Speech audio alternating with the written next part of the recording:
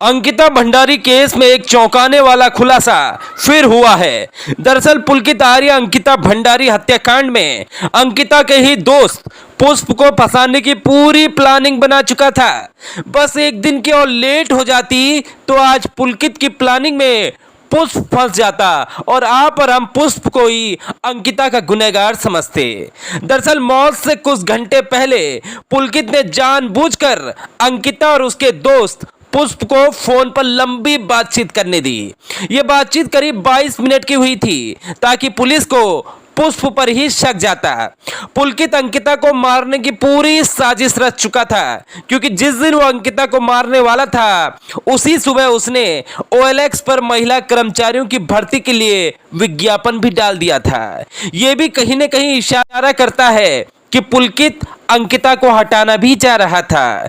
घटना से एक दिन पहले महिला कर्मचारियों की भर्ती के विज्ञापन डालना भी आरोपी की बुनी कहानी पर संदेह पैदा कर रहा है। पुलकित ने अंकिता को मारने के 3 दिन बाद पुलिस में खुद ही शिकायत दर्ज की और अब उस शिकायती पत्र की बातें सामने आ रही हैं।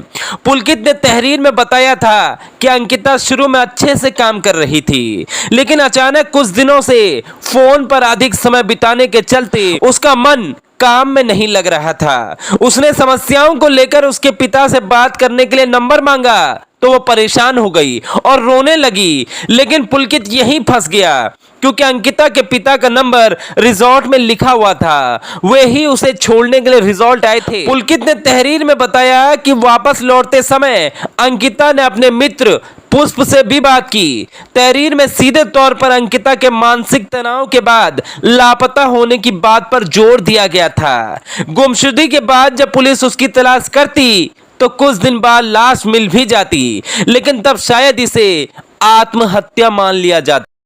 ये बात पुलकित के मन मुताबिक भी हो जाती। अंकिता के मोबाइल पर अंतिम कॉल पुष्प की ही थी। बातचीत भी 22 मिनट की है। ऐसे में इसे आसानी से आत्महत्या सिद्ध भी किया जा सकता था, क्या कि पुष्प को फंसाया जा सके। लेकिन उत्तराखंड के पत्रकारों ने पुलकित की मेहनत पर पानी फेर दिया और पुलकित गिरफ्त में आ गया।